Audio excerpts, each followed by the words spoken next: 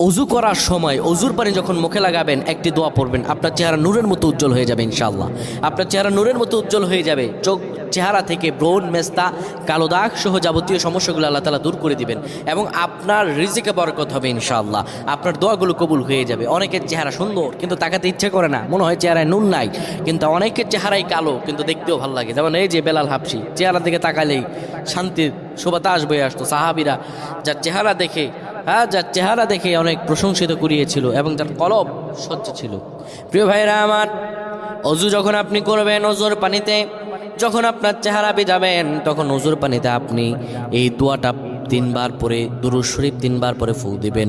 দোয়াটি হলো আল্লাহু নূরুস সামাওয়াতি ওয়াল আরদ, আল্লাহু নূরুস সামাওয়াতি ওয়াল আরদ। পানিগুলো নিয়ে সেই পানির মধ্যে আপনি ফু দিয়ে চেহারার মধ্যে লাগাবেন। আমার আল্লাহ রাব্বুল আলামিন